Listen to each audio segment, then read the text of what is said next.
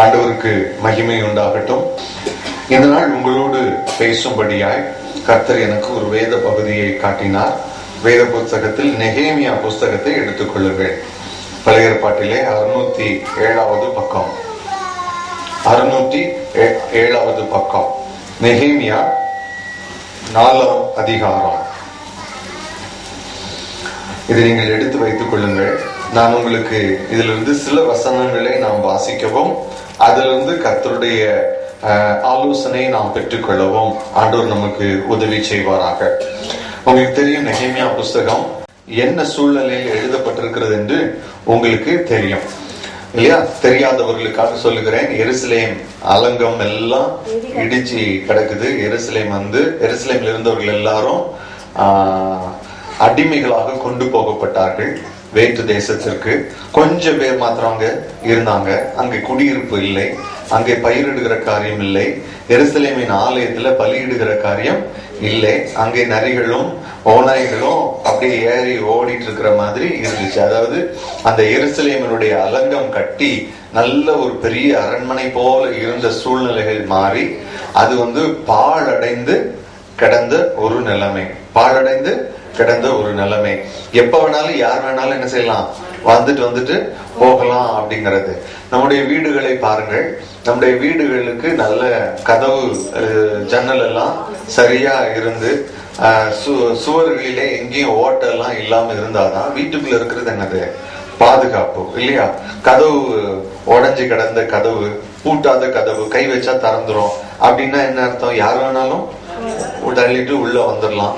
மனிதர்களும் உள்ளே வரலாம், திருடர்கள் உள்ளே வரலாம், இல்லை என்றால் மிருகங்கள் உள்ளே வரலாம், விஷப்பூச்சிகள் உள்ளே வரலாம், அழிவு ஏற்படுத்தக்கூடிய எலி பெருச்சாளி போன்ற காரியங்கள் என்ன செய்யலாம், உள்ள வரலாம். அப்படித்தான் அந்த ஓட்டைகள் அடைக்கலன்னா ராத்திரி என்ன செய்யும், எலியும் பெருச்சாளியும் பாம்பும் உள்ளே வரும். கதவு சரியா இல்லைன்னா நாயும் ஆடும் மாடும் என்ன செய்யும், உள்ள வரும்.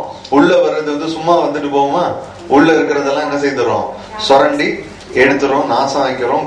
நமக்கு இருக்கிற கொஞ்சத்தை என்ன செய்துரும், பாழடைய பண்ணிரும். திருடர்கள் வந்தாங்கன்னா இருக்கிற நல்லதை என்ன செய்திருவாங்க, எடுத்துட்டு போயிடுவாங்க. நம்முடைய சரீரத்துக்கும் என்ன இருக்காது, பாதுகாப்பு இருக்காது. அதே போல கதவு ஜன்னல் ஒழுங்கா இல்லைன்னா ராத்திரி நல்ல குளிர் இருக்கும். என்ன வரும், உள்ள குளிர் காத்து வரும் இல்லையா? இப்படிப்பட்ட பல பிரச்சனைகள் இருக்கும். அப்போ ஒரு பாதுகாப்பான நல்ல சமாதானமா ஒரு கவலையும் இல்லாமல் ஒரு வாழ்க்கை, அதுதான் அமெரிக்கான வாழ்க்கைன்னு சொல்லப்பட்டிருக்கிறது. வாழணும்னா நம்ம இருக்கிற இடம், அதை பாதுகாக்கப்பட வேண்டிய இடங்கள் எல்லாம் எப்படி இருக்கணும், நல்ல செவையா இருக்கணும், சரியா இருக்கணும். ஒரு தேவையில்லாத ஓட்ட உடசல்கள் இருக்கக்கூடாது. ஆனா இங்கே வேதம் சொல்லுகிறது, எருசலேம் பகுதிகள் எல்லாம் அப்படி இல்லை.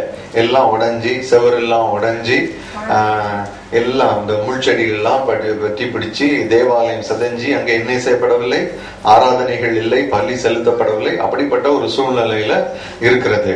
அப்போ இந்த நெகேமியா அந்த அந்த அடிமையாக கொண்டு போகப்பட்ட ஒரு மனுஷன்ல ஒருவன். 1வது அதிகாரத்தை பாத்தீங்கன்னா, இவன் சூசான் என்னும் அரண்மனையில தான் இவன் இருக்கிறான். இவன் சூசான் அரண்மனையில அவன் இருக்கும்போதுதான் அவனுக்கு அந்த எருசலேமில மீதியாயிருந்த சில ஜனங்கள் அங்கே வந்த பொழுது அவர்களோடு பேசுகிற ஒரு சூழ்நிலை கிடைத்தது, வாய்ப்பு கிடைச்சா. அப்ப அவன் கேட்கிறான், எல்லாரும் எப்படி இருக்காங்க? ஏன்னா கொஞ்சம் பேர் தான் அங்க மீதியா இருக்காங்க. அவங்க எப்படி இருக்காங்க, அங்கே பலி செலுத்தப்படுகிறதா, ஆலயம் எப்படி இருக்கிறது, அலங்கம் எல்லாம் அப்படி விசாரிக்கும் போது அவங்க சொல்றாங்க, அதெல்லாம் ரொம்ப பரிதாபமான நிலைமையில இருக்கு, ரொம்ப சோகமான நிலைமையில இருக்கு, எல்லாம் உடைஞ்சி கிடக்குது. இனி முன்ன மாதிரி கிண்ணறம் போன்ற வாத்திய கருவிகளின் சத்தம் கேட்கப்படுவதில்லை, ஜனங்களுடைய துதிகள் அங்கே கேட்கப்படுவதில்லை. அங்க இருக்கிறவங்க எல்லாம் முணங்கிட்டே இருக்காங்கன்னு சொல்லுவாங்க தெரியுமா? வேதனையில அப்படியே பெருமூச்சு, நமக்குள்ளே ஒரு முணக்கம், அதாவது இந்த சத்தம்.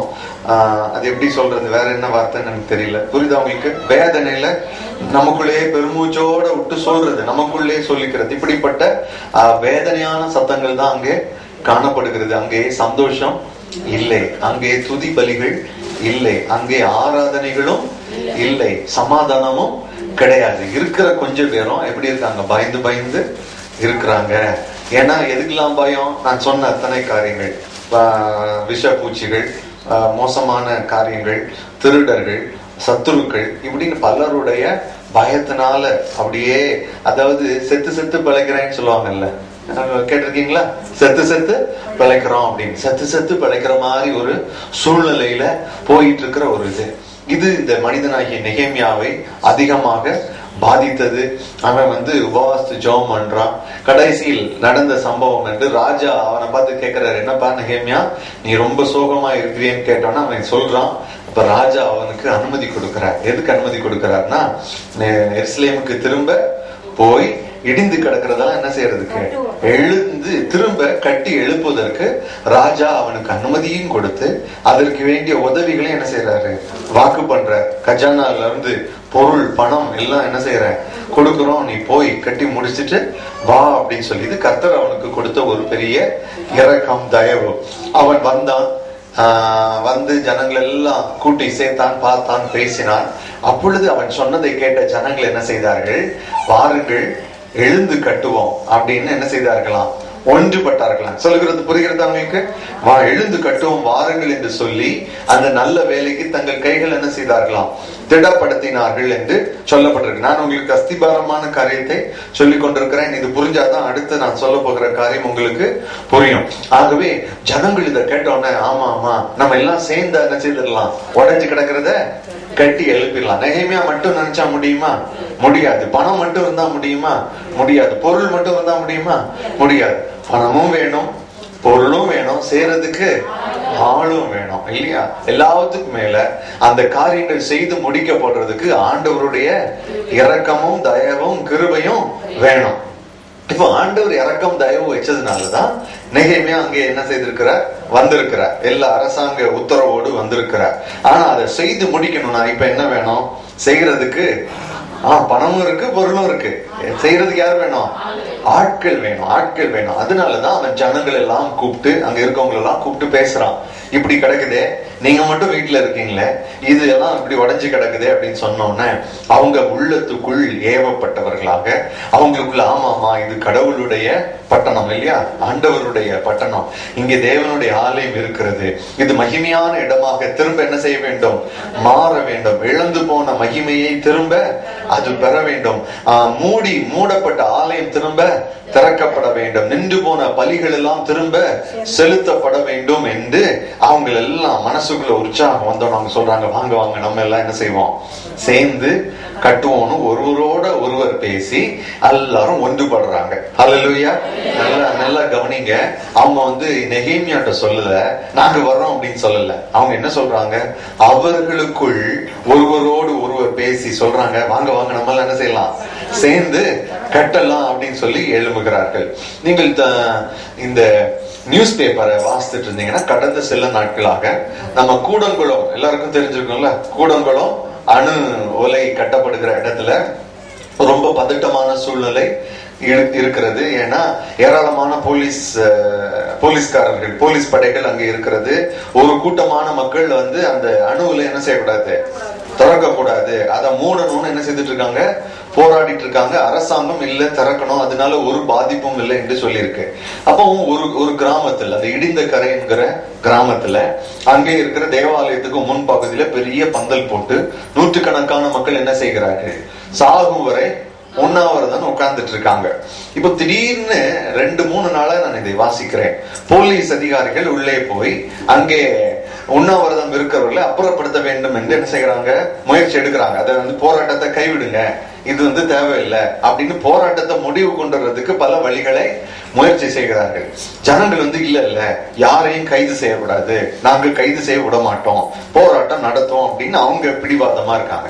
இதுல நான் சொல்ல வருகிற காரியம் என்னன்னா, எப்பொழுதாகிலும் போலீஸ்காரங்க உள்ள வந்துட்டாங்க, போலீஸ் அதிகாரிகள் உள்ள வந்துட்டாங்கன்னு ஒரு பயமோ ஏதாவது ஒரு பொருளியோ வந்துச்சுன்னா அவங்க உடனே என்ன செய்யறாங்களா, ஆலய மணியை அடிக்கிறார்களாம். புரியுதா உங்களுக்கு? தேவாலயத்தின் மணியை அடிக்கிறாங்களாம். தேவாலய மணி சத்தம் கேட்ட உடனே வீடுகள் இருக்கிற மக்கள் எல்லாம் என்ன செய்கிறார்கள், ஓடி வருகிறார்கள். இப்படியே போட்டிருக்கு, கிராமத்தில் உள்ள மக்கள் எல்லாம் பந்தல் இருக்கிற பகுதிக்கு என்ன செய்கிறார்கள், ஓடி வந்தார்கள். அங்க அப்போ 100 பேர் உண்ணாவிரதம் இருக்கிற இடத்துல திடீர்னு பார்த்தா ஒரு 5000 பேர் கூடி வந்துடுறாங்க.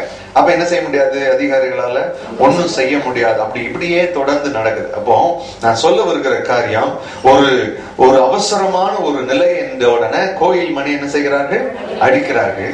கோயில் மணி அடிக்கிற சத்தம் கேட்டோம்னா மக்கள் எல்லாம் என்ன செய்யறாங்க, அவங்க ஓடி வர்றதுன்னா என்ன அர்த்தம், எல்லாம் சமைச்சிட்டு இருக்கவங்க சமைச்சு முடிச்சு ஏற கட்டி வச்சுட்டு வர்றாங்க.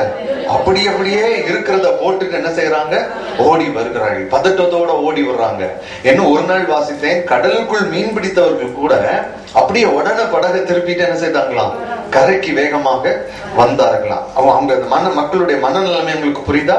ஏதோ ஒரு அவசரம், ஊருக்கு பொதுவான ஒரு அவசரம் அப்படின்னு ஒரு செய்தி. அந்த செய்தி கேட்கறது எப்படி, கோயில் மணி அடிக்கிற சத்தம். அது கேட்ட உடனே அவரவர் தங்களுடைய வேலையெல்லாம் அப்படியே போட்டுட்டு, தன்னுடைய வேலை முக்கியம் இல்லை, ஆனா பொதுவான காரியம் என்ன செய்தார்கள், ஓடி வந்தார்களாம். அது போலதான் பாருங்க, இங்க ஜனங்களிடத்துல நெகேமியா சொல்றான், என்ன இவ்வளவு மோசமான சூழ்நிலையா இருக்குன்னு சொன்னோன்னு மக்கள் அவங்களுக்குள்ள கலந்து பேசி ஒரு முடிவுக்கு வந்துட்டாங்க. என்ன முடிவு வந்துட்டாங்க, நம்ம எல்லாம் இனி என்ன செய்யக்கூடாது, சும்மா இருக்கக்கூடாது, நம்ம எல்லாரும் என்ன செய்யணும், எழும்பி இந்த வேலையை செய்ய வேண்டும். இந்த நல்ல வேலைக்கு தங்கள் கைகளை என்ன செய்தார்கள், திடப்படுத்தினார்கள். ஹல்லேலூயா சொல்லுங்க, என்ன செய்தார்கள், என்ன சத்தமா சொல்லுங்க, திடப்படுத்தினார்கள். பக்கத்துல உள்ளவங்க கையை பிடிச்சு சொல்லுங்க, திடப்படுத்தினார்கள். சொல்லுங்க, நல்ல பக்கத்துல உள்ளவங்க கையை பிடிச்சு சொல்லுங்க, திடப்படுத்தினார்கள். திடப்படுத்துறதுன்னா என்ன, ஒருத்தரை தைரியம் மூட்டி, பரவாயில்ல வாங்க நம்ம செய்யலாம் போலாம் பாத்துக்கோ அப்படின்னு ஒருத்தர் உற்சாகப்படுத்தின உடனே அப்படியே ஒரு மாதிரி சோர்ந்து போய் கிடந்த பட்டணத்துக்குள்ள இப்ப என்ன வந்துச்சு, ஒரு உயிர் வந்துச்சு. பாருங்க, நீங்க ஒருத்தர் கையை பிடிச்சி திடப்படுத்தினாங்கன்னு சொன்னோன்னா நிறைய பேர் முகத்துல ஒரு சிரிப்பு, கொஞ்சம் ஒரு உற்சாகம் வந்த மாதிரி இருந்துச்சு. இல்லைன்னா சிலருக்கு அப்படியே கொஞ்சம் தூங்கலாம் போல தோணி இருந்திருக்கும். அவங்களுக்கு எல்லாம் என்ன வந்துட்டு இருப்போம், ஒரு உற்சாகம் வந்துட்டு. ஹல்லேலூயா ஹல்லேலூயா. நல்ல கைகளை வைத்து ஹல்லேலூயா சொல்லுங்க பார்க்கலாம். ஹல்லேலூயா. கர்த்தருடைய வேலையை செய்வதற்கு ஜனங்கள் தங்கள் கைகள் என்ன செய்தார்கள், திடப்படுத்தினார்கள். அப்படி திடப்படுத்தப்பட்டு அதன் பின்பு வேலைகள் என்ன செய்கிறார்கள், ஆரம்பிக்கிறார்கள். வேலை நடந்து கொண்டு இருந்த பொழுது நடந்த ஒரு பகுதியை தான் இந்த 4ஆம் அதிகாரத்தில் எழுதி வைக்கப்பட்டிருக்கு. நெகேமியா 4ஆம் அதிகாரம். இதுல பாருங்க 6வது வசனத்தை எல்லாரும் சேர்ந்து வாசிப்போமா. நெகேமியா 4:6. நாங்கள் அலங்கத்தை கட்டி வந்தோம், அலங்கம் எல்லாம் பாதி மட்டும் ஒன்றாய் இணைந்து உயர்ந்தது, ஜனங்கள் வேலை செய்கிறதற்கு ஆவலாய் இருந்தார்கள். சரி, இப்ப 1வது வசனத்தை வாசிங்க. நாங்கள் அலங்கத்தை கட்டுகிற செய்தியை சன்பல்லாத் கேட்டபோது அவன் கோபித்து எரிச்சல் அடைந்து யூதரை சக்கந்தம் பண்ணி. அடுத்த வசனம், அந்த அற்பமான யூதர் செய்கிறது என்ன, அவர்களுக்கு இடம் கொடுக்கப்படுமோ, பலி இடுவார்களோ, ஒரு நாளிலே முடித்து போடுவார்களோ, சுட்டரித்து போடப்பட்டு மண் மேடுகளான கற்களுக்கு உயிர் கொடுப்பார்களோ என்று தன் சகோதரருக்கும் சமாரியாவின் சேனைக்கு முன்பாக சொன்னான். இங்க என்ன நடக்கு, முதல்ல வாஸ்த வசனம் என்ன சொல்லுது, பாதி மட்டும் அலங்கம் என்ன செய்யப்பட்டிருக்கு, கட்டப்பட்டிருக்கு. அப்போ ஜனங்கள் சுறுசுறுப்பா என்ன செஞ்சுட்டு இருக்காங்க, கட்டிட்டு இருக்காங்க.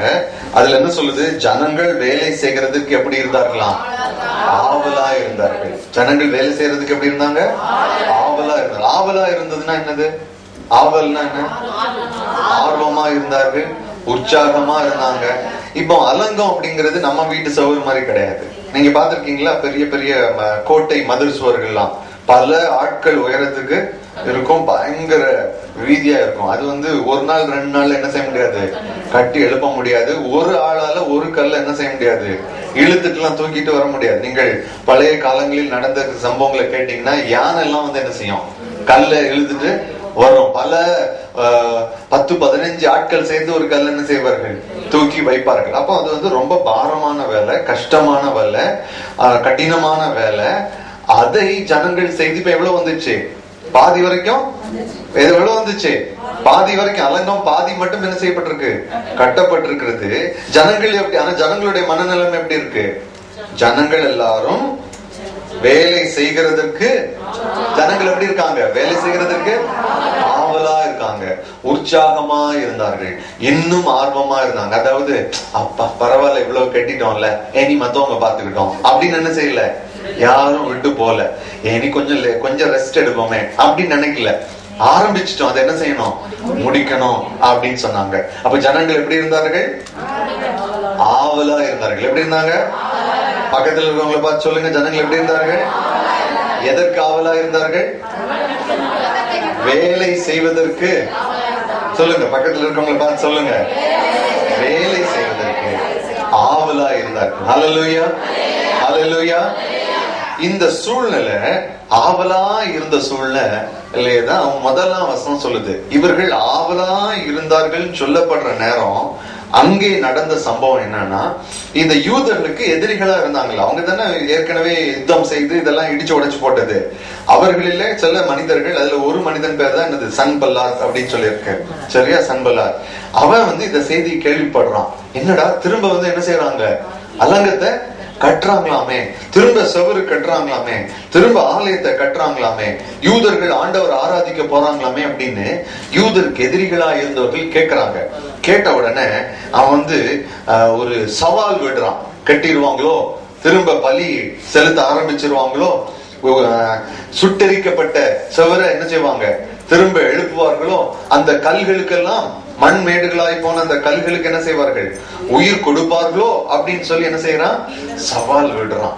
அவன் சவால் விடுறான். அப்படின்னா அந்த இடத்துல நெகேமியாவோடு கூட இருந்த மக்களுக்கு ராஜா என்ன செய்தாரு, அனுமதி கொடுத்தாரு, பணம் கொடுத்தாரு, பொருள் கொடுத்தாரு. ஆனா அவர்களை பாதுகாப்பதற்கு போர் வீரர்களை என்ன செய்யல, அனுப்பல. நல்லா கவனிச்சிங்க, அவங்கள பாதுகாக்கிறதுக்கு யார் அனுப்பல, போர் வீரர்களை அனுப்பல. ஏன்னா அது அவசியம் இருந்திருக்கு. ஏன்னா ராஜாவே அனுமதி கொடுத்த பிறகு அதுக்கு விரோதமா யாரும் என்ன செய்ய வேண்டாம், செய்ய வேண்டிய அவசியம் கிடையாது.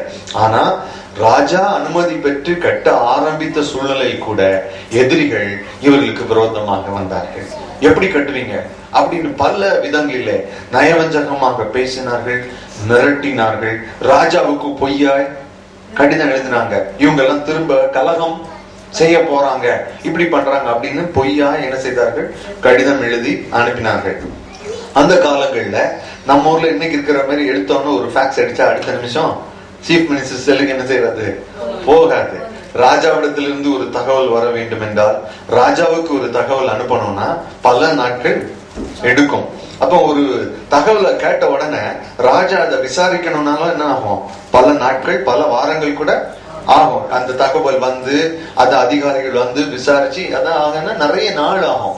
இந்த நிறைய நாள் ஆகுறதுக்குள்ளாடி ஒரு கூட்ட மக்கள் இவர்களை சண்டை போட்டு அழிச்சுட்டா ஒண்ணுமே பண்ணவே முடியாது. ஆகவே உயிருக்கு என்ன கிடையாது, உத்தரவாதம் இல்லை. நான் சொல்லுகிறது புரிகிறதா உங்களுக்கு? உயிருக்கு உத்தரவாதம் இல்லை. ஆனாலும் அப்படிப்பட்ட சூழ்நிலையிலும் ஜனங்கள் எப்படி இருந்தார்கள், எப்படி இருந்தாங்க சொல்லுங்க, எப்படி இருந்தாங்க, ஆவலா இருந்தார்கள். ஹல்லேலூயா, ஹல்லேலூயா. நான் 2 விதமாய் உங்களோடு பேச விரும்புகிறேன். முதலாவது, தேவனுடைய ஆலயம் இருக்கிற எருசலேமின் அலங்கம் கட்டி எழுப்பப்பட வேண்டிய ஒரு சூழ்நிலை. இதை ஆவிக்குரிய அர்த்தத்திலும் நாம் எடுத்துக்கொள்வோம், உங்களுடைய தனிப்பட்ட வாழ்க்கையிலும் இதை எடுத்துக்கொள்வோம். எருசலேம் என்பது நாம் இருக்கிற இடம். ஹல்லேலூயா. ஆலயம் என்பது நாம் யாரு, தேவன் தங்குகிற, சொல்லுங்க, தேவன் தங்குகிற ஆலயம். நீங்கள் யாருக்குரியவர்கள், தேவனுக்குரியவர்கள். பரிசுத்த ஆவியானவர் உங்களுக்குள் வாசமா இருக்கிறார் என்றும் நீங்கள் அறியீர்களா அப்படின்னு ஒரு வசனம் இருக்கு. அப்போ தேவனுடைய ஆலயம் என்பது நாமே. நான் எனக்குள் இருப்பது தேவனுடைய ஆவியானவர் என்றால், தேவ ஆவியானவர் இருக்கிற இடமாகி நான் யாரு, தேவனுடைய ஆலயம். ஹல்லேலூயா. இந்த தேவனுடைய ஆலயம் இருக்கிற சுற்றுப்பகுதி, அது நம்முடைய வீடாக இருக்கலாம், நம்முடைய குடும்பமாக இருக்கலாம். இதுதான் அந்த எருசலேம். இதுதான் என்னது, எருசலேம். இது ஒரு காரியம். ஓகே, இந்த முதல் காரியத்தை எடுத்துக்கொள்வோம். இன்று அநேகருடைய வாழ்க்கையில பிரச்சனையினால் துவண்டு போய் வருத்தப்பட்டு வேதனைப்பட்டு ஒவ்வொரு நாளும் ஆண்டவருக்கு செலுத்தப்படுகிற துதி பலிகள் என்ன செய்யப்படல, செலுத்தப்படல. எல்லாம் மூடி போட்டிருக்கு, அழுக்கடைஞ்சு கிடக்கு, பால் அடைஞ்சு கிடக்கு. அது என்னவோ ஜோமணி ரொம்ப நாள் ஆச்சு, பைபிள் திறந்து தனியா உட்கார்ந்து, அதாவது நான் சொல்றது இங்க சர்ச்சுக்கு வாசிக்கிறத பத்தி சொல்லல. இங்க வருவோம், எல்லாரும் வாசிங்கன்னா எல்லாரும் என்ன செய்வீங்க, வாசிப்போம். அது இல்ல, தனியாய் நம்முடைய தனிப்பட்ட வாழ்க்கையில வேத புத்தகத்தை திறந்து ஆண்டவரோட பேசி பல நாட்கள் ஆகி இருக்கும். ஆண்டவருடைய வார்த்தையை வாசித்து தியானித்து அதோ அந்த தியானம் மூலமாய் ஆண்டவரோடு சம்பாஷிச்ச நாட்கள் பல நாட்கள் ஆகியிருந்திருக்கும், பல வாரங்கள் ஆகியிருந்திருக்கும். அதெல்லாம் நம்முடைய வாழ்க்கையிலே இல்லாத ஒரு காரியமா இருக்கும். ஏதோ ஞாயிற்றுக்கிழமை வந்தோம், கொஞ்ச நேரம் ஒரு பாட்டை பாடினோம், ஜெபம் பண்ணோம், பாஸ்டர் ஜெபம் பண்ணாங்க, அதுல வண்டி ஓடுறது நிறைய பேருக்கு. நிறைய பேருடைய வாழ்க்கை அப்படிதான், வண்டி ஓடிட்டே இருக்கு. இந்த ஒரு நாளாச்சும் வந்து பாஸ்டர் ஜெபம் பண்ணலன்னா இதுவும் இல்ல அப்படிங்கிற மாதிரி நிறைய பேருடைய வாழ்க்கை இருக்கிறது. இன்னைக்கு உங்களுடைய வாழ்க்கையில நீங்கள் அப்படிங்கிற இந்த தனிப்பட்ட முறை, உங்க குடும்பத்தை எடுக்கல, நீங்க தனியாய் உங்களை பாருங்க. நீங்க அப்படின்னு சொல்லப்படுகிற தேவனுடைய ஆலயத்துல ஆராதனை நடக்கிறதா? ஆண்டவரோடு பேசுகிற சம்பவம் இருக்கிறதா? நீங்கள் ஆண்டவரோடு உட்கார்ந்து பேசுகிறீர்களா? ஆண்டவர் உங்களோடு பேசுகிறாரா? நீங்க வேதத்தை வாசிக்கிறீர்களா? வாசிக்கிற வேத வசனங்களை தியானிக்கிறீங்களா? ஆண்டவரிடத்தில் ஆலோசனை கேட்கிற பழக்கம் இருக்கிறதா? தனியாய் நீங்களும் ஆண்டவரும் அப்படின்னு சொல்லப்படுகிற நேரம் உங்கள் வீட்டுல உங்க வாழ்க்கையில காணப்படுகிறதா? அப்படி இல்லைன்னா அதுதான் இதுக்கு ஒப்பிட்டு சொல்லப்பட்டிருக்கிறது. என்னது? ஆராதனை இல்லாமல், பலி இல்லாமல், துதி இல்லாமல் ஆலயம் என்ன செய்து கிடக்கிறது? பாழடைந்து கிடக்கிறது. சரி, ஆராதனை இல்லைன்னா, பலி செலுத்தப்படுறது இல்லைன்னா அந்த இடம் எப்படி இருக்கும்? பாழாய் கிடக்கிறதுனா என்ன? அழுக்கடைஞ்சு கிடக்கும், உடஞ்சு கிடக்கும். ஒரு வாரம் நீங்க சமையல் கட்டுக்குள்ள போலன்னு வச்சுங்க, ஒரு வாரம் பொறுத்ததுக்குள்ள போனீங்கன்னா எப்படி இருக்கும்? தூசி இருக்கும், வலை பிடிச்சிருக்கும், நிறைய அழுக்குகள் கிடக்கும் இல்லையா? ரொம்ப துர்நாற்றம் வரும். இப்படி மோசமான காரியங்கள்லாம் இருக்கும். இன்றைக்கு நம்முடைய வாழ்க்கையில ஆண்டவரோடு பேசுகிற இந்த அனுபவம் இல்லை என்றால், இயேசுவும் நானும் பேசுகிற ஒரு அனுபவம் இல்லை என்றால், ஆண்டவரை துதிக்கிற ஒரு அனுபவம் ஒவ்வொரு நாளும் இல்லை என்றால், ஆண்டவரோடு தனித்து இருக்கக்கூடிய ஒரு நேரம் இல்லை என்றால், அது எதை காட்டுகிறது? ஆலயமாகிய நீங்கள் இல்லைன்னா உள்ள பலிபீடம் எப்படி கிடக்கு? பாழடைஞ்சு கிடக்கு. பாழடைஞ்சு கிடந்தாலே அது ஒரு நல்ல காரியம் இல்ல. நல்ல காரியம் இல்ல, அது நல்ல விஷயமே கிடையாது. அது சில இடத்துல இருக்குல்ல, ஓநாய்களும் வௌவால்களும் கோட்டான்களும் அப்படின்லாம் சொல்லியிருக்கு. இதையெல்லாம் வந்து குடி இருக்கிற இடமாக அது மாறி இருக்கிறது அப்படின்னு சொல்லப்பட்டிருக்கிறது. அப்போ உங்க வாழ்க்கையில ஆராதனை இல்லைன்னா, இந்த பள்ளி ஓனாய்னா என்னது? தேவையில்லாத வார்த்தைகள், தேவையில்லாத சிந்தனைகள், பிசாசின் நயவஞ்சகமான வார்த்தைகளுக்கு செவி கொடுக்கிற ஏமாந்து போகிற நிலைமைகள், கோபங்கள், எரிச்சல்கள், பொல்லாத வார்த்தைகள், பொல்லாத சிந்தனைகள், கெட்ட வார்த்தைகள், கெட்ட சிந்தனைகள், இதெல்லாம் தான் என்ன செய்யும்? உள்ள உட்கார்ந்துருக்கோம். நல்ல கவனிங்க. உங்க வீடுகளில திடீர்னு ராத்திரி கரண்ட் போயிட்டா உடனே அந்த இடம் எப்படி இருக்கும்? இருட்டா இருக்கும். கரண்ட் வந்துச்சுன்னா அப்ப இருட்டு எங்க போச்சு? இருட்டு போயிடுச்சு. வெளிச்சம் இல்லைன்னா என்ன வந்துரும்? வெளிச்சம் இல்லைன்னா என்ன வந்துரும்? இருட்டு வந்துரும். உங்கள்ட்ட என்னைக்காவது இருட்டு வந்து நான் வீட்டுக்குள்ள வரேன் அப்படின்னு கேட்டுட்டு வந்திருக்கா? கேட்டுட்டு வருதா? லைட் ஆஃப் பண்ணா என்ன வந்துரும்? தானாவே வந்துரும். அதெல்லாம் ஒத்துக்கிறீங்களா? அது போலதான் உள்ள ஆராதனை இல்லைன்னா, ஆண்டவரோடு பேசுகிற அனுபவம் இல்லைன்னா, ஆவியானவர் இல்லைன்னா அங்க என்ன வந்துரும்? இருள் வந்துரும், தானாவே வந்துரும். பிசாசின் கிரியைகள் தானாவே உள்ள வந்துரும். பிசாசின் சுபாவங்கள் உள்ள வந்துரும். கெட்ட வார்த்தைகள் தானாவே உள்ள இருந்து ப்ரொடியூஸ் ஆக ஆரம்பிச்சிரும். கெட்ட சிந்தனைகள் தானாவே என்ன செய்ய வந்துரும். இதெல்லாம் தான் துர்நாற்றங்கள், துர் உபதேசங்கள் உள்ள இருந்து வர ஆரம்பிச்சிரும். பொறாமை வர ஆரம்பிச்சிரும், எரிச்சல் வர ஆரம்பிச்சிரும், பொறுமை இல்லாத சூழ்நிலை வர ஆரம்பிச்சிரும். அருமையான தேவனுடைய பிள்ளைகளே, இன்னைக்கு ஆண்டவர் உங்களோடு பேசுகிற காரியம், நீ விசுவாசிங்களா? விசுவாசிகள் தானா? எத்தனை பேர் விசுவாசிகள்? எல்லாரும் விசுவாசிகள் தானா? அப்ப விசுவாசிகள் என்று சொல்லப்படுகிற நீங்கள் உங்க ஆலய பலி பீடத்துக்குள்ள பலிகள் செலுத்தப்படுகிறதா இருக்குதான்னு கொஞ்சம் என்ன செய்யுங்க, யோசித்து பாருங்க. தவறாம செலுத்தப்படுகிறதா? எல்லா நாளும் அங்கே தீபம் ஏற்றப்படுகிறதா? உங்களுக்கு தெரியுமா, நிறைய நீங்க உங்களுடைய பழைய நம்பிக்கைகள், இந்து முறைப்படி உள்ள காரியங்கள்லாம் பாத்தீங்கன்னா ஒவ்வொரு நாளும் கோயில போய் என்ன செய்வாங்க? விளக்கேற்றுவாங்க. வீடுகளில் என்ன செய்வார்கள்? விளக்கேற்றுவார்கள். இந்த விளக்கேற்றுறது ரொம்ப முக்கியமான ஒரு காரியம். பல கிராமத்துல எல்லாம் ரொம்ப ரொம்ப கரெக்டா ஃபாலோ பண்ணுவாங்க. வீட்டுல இருக்கிற பெண் அல்லது அந்த வீட்டு தலைவி, அவங்களோட முக்கியமான வேலை என்ன? சாயங்காலம் ஆயிட்டுனா ராத்திரி என்ன செய்யணும்? வீட்டுக்கு என்ன செய்யணும்? விளக்கேத்தணும். வீட்டுக்கு விளக்கேத்தல அந்த வீடு எப்படி இருக்கு? ஆமா, சாவு இருக்கிற வீட்டுல என்ன செய்ய மாட்டாங்க? விளக்கேத்த மாட்டாங்க. நீங்க உங்களுடைய வாழ்க்கையில, உங்களுடைய அன்றாட வாழ்க்கையில ஆண்டவரோடு பேசுகிற இயேசு என்கிற வெளிச்சத்தை ஒவ்வொரு நாளும் ஏற்றி வைக்கிற ஒரு அனுபவம் இல்லைன்னா அங்க என்ன இருக்கும்? தானாவே இருள் வந்துடும். யாரும் உங்கள்கிட்ட சொல்லிட்டு கொரியர் போஸ்ட் அனுப்புற மாதிரி என்ன செய்ய வேண்டாம், அனுப்ப வேண்டாம், தானாவே வந்துடும். இன்னைக்கு முதலாவது உங்கள் வாழ்க்கையை நீங்கள் சற்று யோசித்து பாருங்கள், ஆராய்ந்து பாருங்கள். விளக்கு இருக்கா? வெளிச்சம் இருக்கா? பலி செலுத்தப்படுகிறதா? நீங்க டெய்லி பைபிள் எடுத்து வாசிக்கிற பழக்கம் இருக்கா? நீங்க வீட்டுல எப்போ வேதத்தை வாசிக்கிறீங்க? நீங்க வேதத்தை வாசிக்கும் போது உங்க வீட்டுல உள்ள சூழ்நிலை என்ன இருக்கு? ஒரு பக்கம் டிவி ஓடிட்டு இருக்கோம், இன்னொரு பக்கம் ரேடியோ ஓடிட்டு இருக்கோம், இன்னொரு பக்கம் நீங்க உட்காந்து பைபிள் வாசித்துட்டு இருக்கீங்களா? அப்படிலாம் இருந்தா என்ன செய்ய முடியாது? ஆண்டவரோடு ஒழுங்கா பேச முடியாது. ஆண்டவரோடு பேசுகிற நேரம்னா எல்லாத்தையும் ஆஃப் பண்ணி போட்டுட்டு அமைதியாய் நானும் என் ஆண்டவரும், நானும் என் ரட்சகரும், நானும் என் ஏசப்பாவும் அப்படின்னு நம்ம பேசுகிற அதை தான் ஒரு அன்றாட பலி செலுத்துகிற ஒரு அனுபவத்திற்கு ஒப்பிட்டு சொல்ல முடியும். முதலாவது ஆண்டவர் இதை கேட்கிறார். இப்படி இல்லைன்னா இன்றைக்கு அதை என்ன செய்யுங்க? சரி பண்ணுங்க, செப்பனிடுங்க. நம்ம பைபிளை தூக்கிட்டு கோயிலுக்கு வந்துட்டா நம்ம விசுவாசி ஆயிட முடியாது. உலகத்து பார்வையில சொல்லலாம், இவங்கெல்லாம் கிறிஸ்தவங்க, வேதக்காரங்க, ஞாயிற்றுக்கிழமை எங்க போறாங்க? சர்ச்சுக்கு போறாங்கன்னு சொல்லலாம். ஆனா ஆண்டவருக்கும் எனக்கும் நல்ல உறவு இல்லைன்னா நான் ஆண்டவரோட பிள்ளை சொல்றதுல என்ன இல்ல, அர்த்தமே இல்லை. நான் இயேசுவோடு பேச வேண்டும், அதுலதாங்க சந்தோஷம் இருக்கு. இயேசுவோடு உறவாடணும், அதுலதான் ஒரு சமாதானம் இருக்கிறது, அதுலதான் ஒரு ஐக்கியம் இருக்கிறது. அந்த ஐக்கியத்திற்கு கர்த்தர் உங்களையும் என்னையும் அழைக்கிறார். ஹல்லேலூயா, ஹல்லேலூயா. இது இப்படிப்பட்ட அனுபவம் இருக்கிறதா? ஆனா பல நேரங்களில இந்த சன்பல்லாத் போன்ற எதிர்ப்பான சூழ்நிலைகள் வரும்.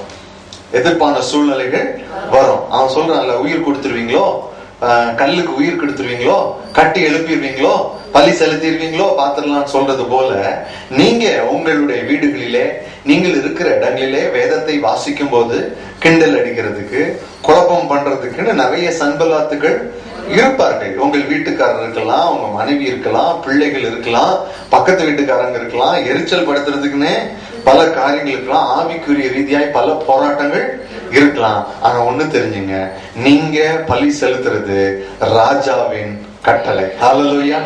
நீங்கள் பலி செலுத்த வேண்டும் என்பது ராஜா கொடுத்திருக்கிற ஆணை, அது உரிமை, உங்களுக்கு எனக்கும் கொடுக்கப்பட்டிருக்கிற உரிமை. ஹல்லேலூயா. நம்முடைய ராஜா யாரு? நம்முடைய ராஜா யாரு? இயேசு ராஜா. ஹல்லேலூயா, ஹல்லேலூயா.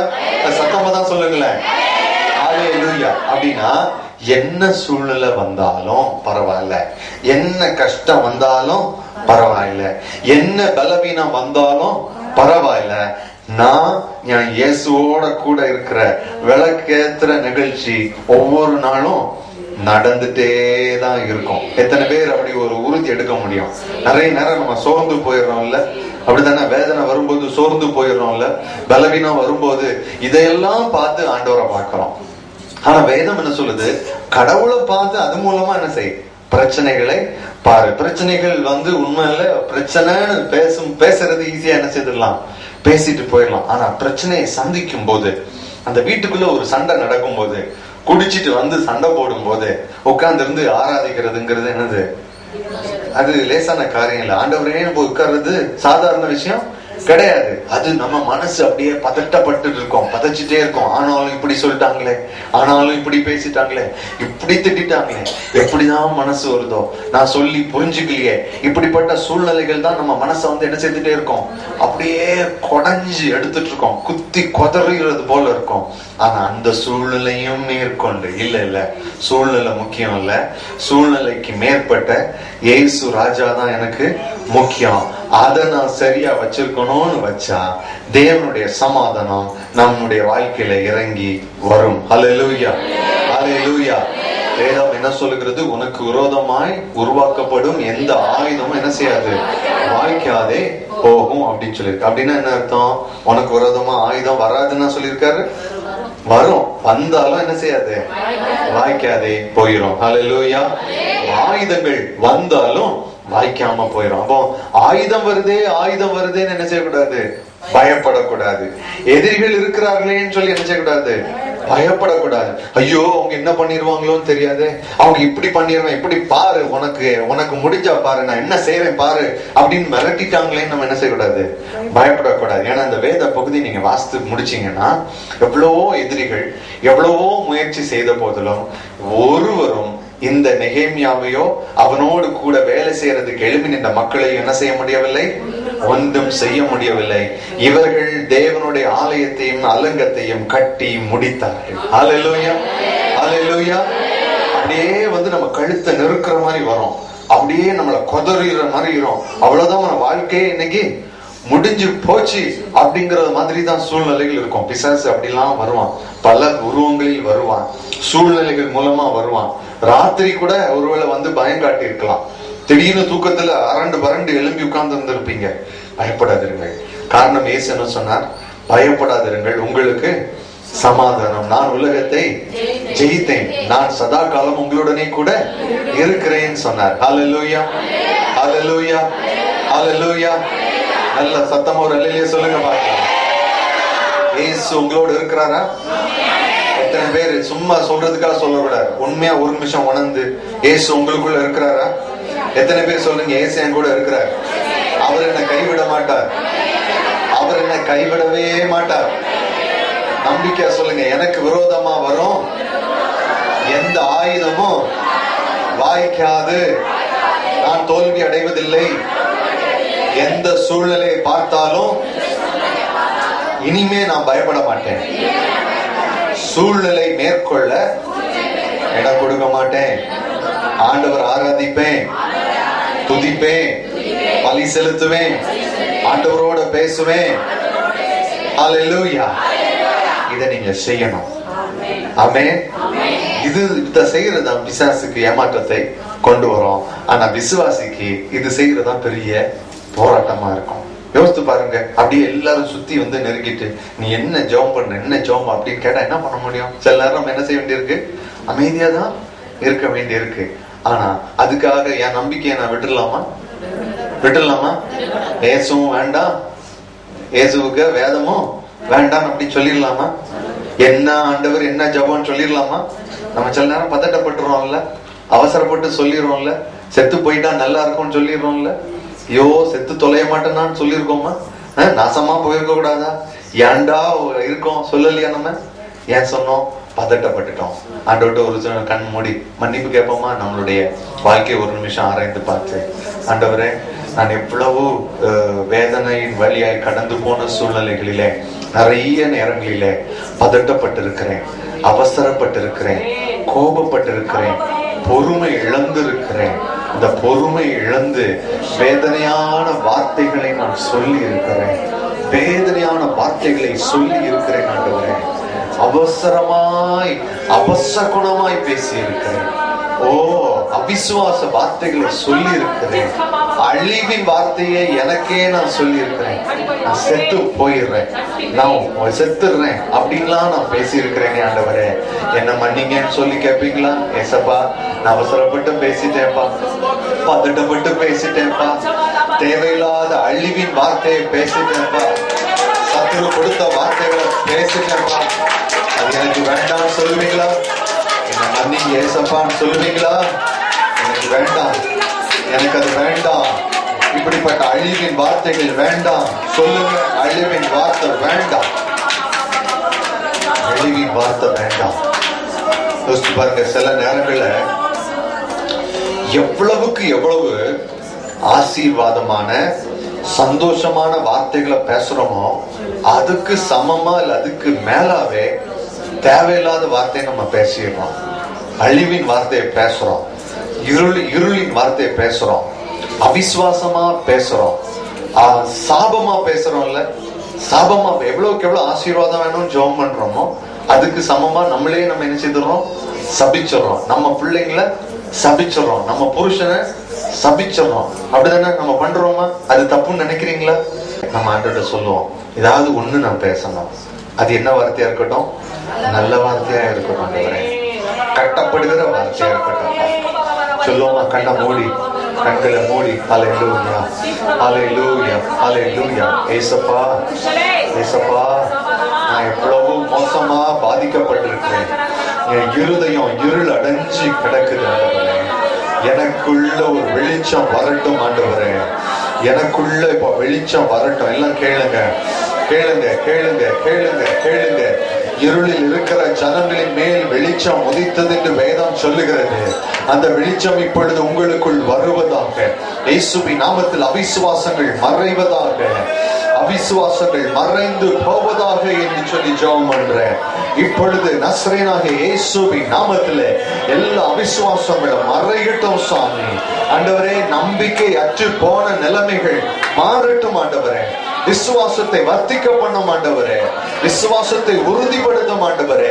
இயேசு என்னை கைவிட மாட்டார் என்கிற ஒரு விசுவாசம் மீண்டும் வரட்டும் ஏசப்பா, மீண்டும் வரட்டும். என்ன சூழ்நிலை வந்தாலும் நான் இயேசுவை மறுதலிக்க மாட்டேன். பிசாசின் சோதனைகளுக்கு நான் எதிர்த்து நிற்பேன், அடிபணிய மாட்டேன். விசுவாச வார்த்தைகள், ஜீவனுள்ள வார்த்தைகள் தான் என் வாயிலிருந்து வரும். அது மட்டும்தான் வரும், அது மட்டும்தான் வரும். Hallelujah. Oh Jesus Jesus Jesus Jesus Jesus Jesus Jesus. ஒரு நிமிஷம் கண்களை திறந்து பாருங்கள்.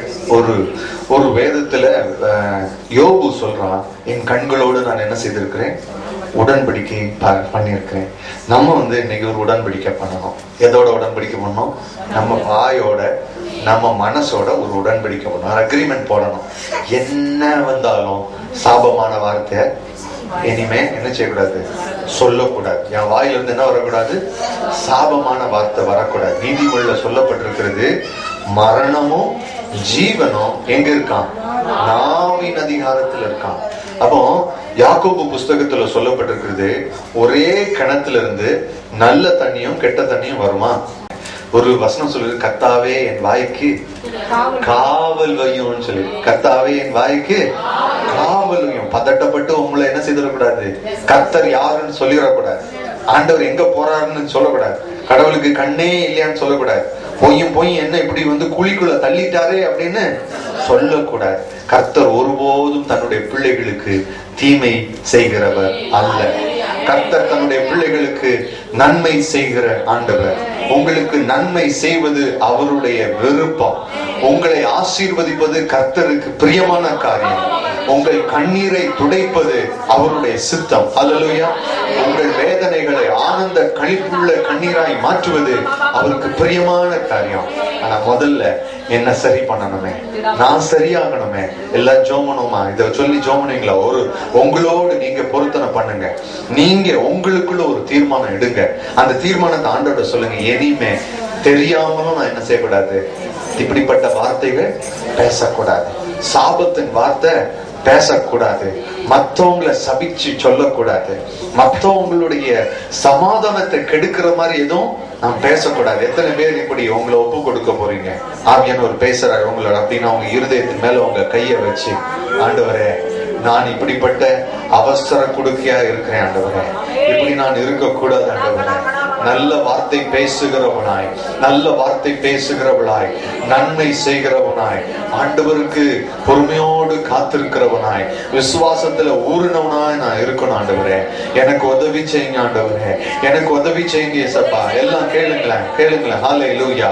நீங்கள் முழங்கால் படிட்டுக் கொள்வீர்களா? நீங்கள் இருக்கிற இடத்துல நீங்கள் முழங்கால் படிட்டால் நலமாய் இருக்கும். உங்கள் வலது கரத்தை உங்கள் நெஞ்சின் மேல வைத்து, ஆண்டவரே இன்றைக்கு ஒரு பொருத்தனை, இன்றைக்கு ஒரு முடிவு, இன்னைக்கு ஒரு அக்ரிமெண்ட், இன்னைக்கு ஒரு உடன்படிக்கை. என் வாய்க்கு காவல் வைங்க ஆண்டவரே.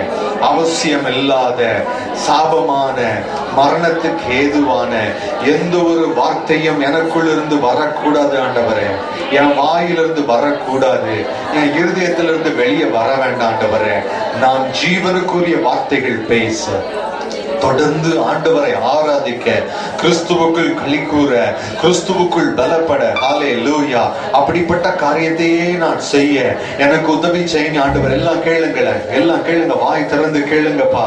ஹல்லேலூயா. ஆண்டவரே, ஒருவேளை நீங்க உடைஞ்சு போன நிலைமையில இந்த இடத்துக்கு வந்திருக்கலாம். உங்க குடும்பம் அப்படியே பந்தாடப்படுவது போன்ற ஒரு சூழ்நிலையில நீங்க கடந்து போயிட்டு இருக்கலாம். பிசாசு உங்களை உருட்டி உருட்டி போடுற மாதிரி நீங்க கடந்து போயிட்டு இருக்கலாம். நான் உங்களுக்கு விடுதலை வார்த்தைகளை சொல்லுகிறேன். அருமையானவர்களே, கர்த்தர் உங்களை விடுவித்து காக்க வல்லமையுள்ளவர். அவர் உங்களை விடுவிப்பார். இந்த சூழ்நிலையில் இருந்து கர்த்தர் உங்களை விடுவிப்பார். உங்கள் போராட்டத்துக்கு ஒரு முடிவு வரும், உங்கள் சாபத்துக்கு ஒரு முடிவு வரும், உங்கள் வேதனைக்கு ஒரு முடிவு வரும், உங்கள் சோதனைகளுக்கு ஒரு முடிவு வரும். ஆனால் கர்த்தர் உங்களை ஜீவனுள்ள ஒரு தேசத்தில் வைப்பார். அவர் உங்களை கைவிட மாட்டார். ஆனால் அவர் உங்களை கைவிட மாட்டார். அது அவர் உங்களுக்கு கொடுக்கிற வாக்குத்தத்தம். ஆனா நீங்க கர்த்தரோடு ஒரு வாக்குறுதி பண்ணணும். நான் ஆண்டவருடைய பிள்ளையாகிய நான், இயேசுவின் பிள்ளையாகிய நான் ஆண்டவரை தலை குனிய வச்சிடக்கூடாது. ஆண்டவருக்கு பிரியமில்லாததை செய்யக்கூடாது. என்ன வந்தாலும் என் வேலையை நான் தொடர்ந்து செய்துட்டே இருக்கணும். என் வேலை என்னது? ஆண்டவருடைய ஆலயத்தை பழுது பார்த்து அதை சுத்தமாக வைத்துக் கொள்வது. ஹல்லேலூயா. அங்கே பலி செலுத்துவது, ஆண்டவரோடு பேசுவது, இதுதான் எனக்கு கொடுக்கப்பட்டிருக்கிற முக்கியமான வேலை. இந்த ஐக்கியம் இல்லைன்னா இந்த உலகத்துல நான் ஆசீர்வாதமா இருக்க முடியாது. ஆண்டவரே, என் பிள்ளைகள் ஒவ்வொருவரையும் ஆசீர்வதிக்கிறேன். ஊழியக்காரனாக பிதா குமாரன் பரிசுத்தாவின் நாமத்தினால் இவரை ஆசீர்வதிக்கிறேன். இவர்கள் தலையின் மேல் நன்மை வருவதாக, நன்மை வாழ்க்கையில சூழ்ந்து கொள்வதாக, நன்மையினால் நிரம்பி வழிவார்களாக, கிருபையினால் நிரம்பி வழிவார்களாக, சமாதானத்தினால் நிரப்போம். ஆமென், ஆமென். இதை குறித்த உங்கள் கருத்துக்களையும் நீங்கள் பெற்ற ஆசீர்வாதங்களையும் எங்களுக்கு தெரியப்படுத்துங்கள். எங்கள் முகவரி: brother Aneesh D Sundar, the Hope Mission, A3, Jasmine Block, RC Mehta Green Park Apartments, number 1, Milk Colony Road, Madhavaram, Chennai 51. ஒவ்வொரு நாளும் கர்த்தருடைய வார்த்தை SMS மூலமாக பெற்றுக்கொள்ள விரும்பினால் உங்கள் பெயர் மற்றும் முகவரியை SMS மூலமாக 95154941 என்ற எண்ணுக்கு தெரியப்படுத்துங்கள். கர்த்தர் உங்களை ஆசீர்வதிப்பாராக.